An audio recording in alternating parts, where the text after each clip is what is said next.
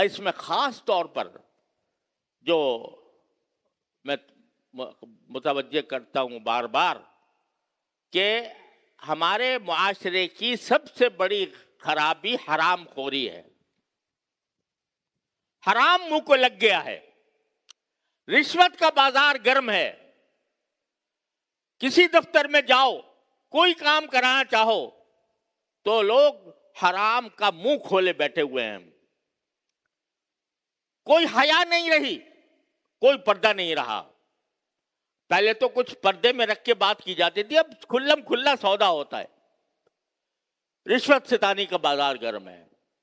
کوئی کام کرانے جاؤ, اس کا ریٹ مقرر ہے کہ وہ پہلے سرکاری افسر کے جیب میں جائے گا, حکومت کو جتنا پہنچے گا وہ پہنچے یا نہ پہنچے, لیکن سرکاری افسر کے جیب میں رشوت جائے گی ضرور, اس کے بغیر کام نہیں ہو سکتا.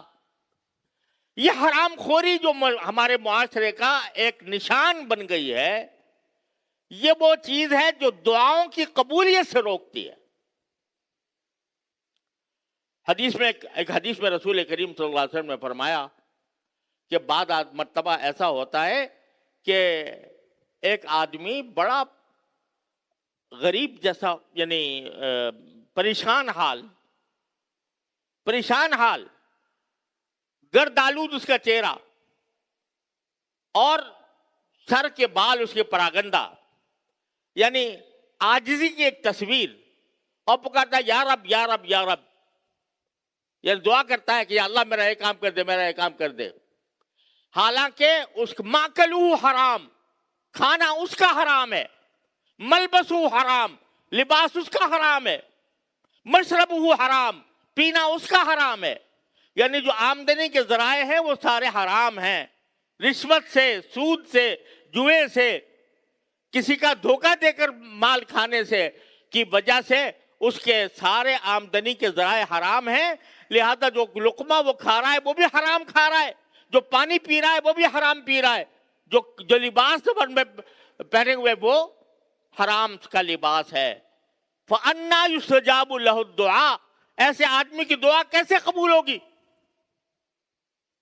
یہ جو ذہن میں آج باتیں آتی ہیں نا کہ ہم تو بھئی دعائیں بہت کرتے ہیں, کب سے کر رہے ہیں حالات کو درست کرنے کی, اور اللہ تعالیٰ سے مانگ رہے ہیں کہ ہمارا حالات درست کر دے, مگر نہیں ہو رہے, دعائیں قبول نہیں ہو رہی. کیوں نہیں ہو رہی؟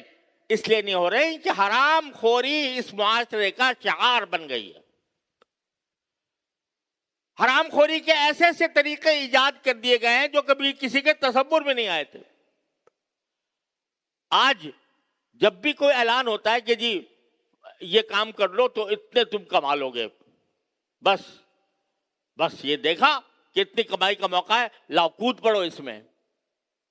یہ دیکھے بغیر کہ وہ طریقہ حلال بھی ہے کہ نہیں, وہ حرام تو نہیں ہے.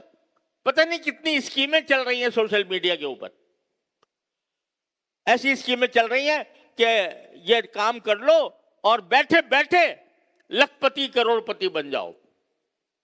یہ اسکیمیں چل رہی ہیں, اور دیکھا بھائی ہاں اس سے اتنے پیسے مل رہے ہیں, کھٹ سے داخل ہو گئے اس میں. پوچھنے کی ضرورت نہیں ہے کہ یہ حلال ہے یا حرام ہے. جوئے کے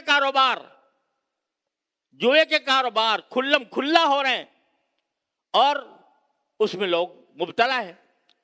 سود کا کاروبار مختلف پھیلا ہوا ہے معاشرے کے اندر. تو یہ حرام خوری جب تک پوری طرح ختم نہیں ہوگی اس وقت تک یہ دعائیں بھی شاید اکارت جائیں.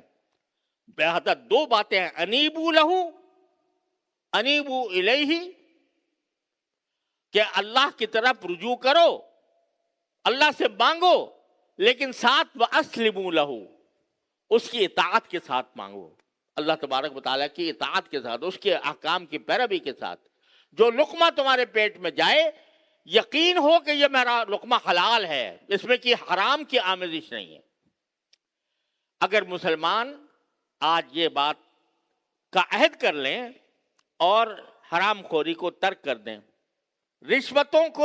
رشوت کو اپنے لیے سور کے گوشت سے زیادہ حرام سمجھیں, ناپاک سمجھیں, اور اس پر عمل کرنا شروع کر دیں تو انشاءاللہ ثم انشاءاللہ پھر دعائیں بھی قبول ہوں گی، اور اللہ نے چاہا اللہ تبارک و تعالیٰ اپنا کرم بھی فرمائیں گے۔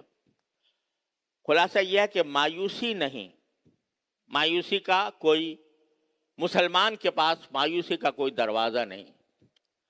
اللہ تعالیٰ نے امیدوں کے راستے کھولے ہوئے ہیں، لیکن بعض اوقات اللہ تعالیٰ کی طرف سے جھنجھوڑا جاتا ہے، مختلف مسائل کا سامنا کرنا پڑتا ہے، اس کے بعد اللہ تعالیٰ کی مدد آتی ہے۔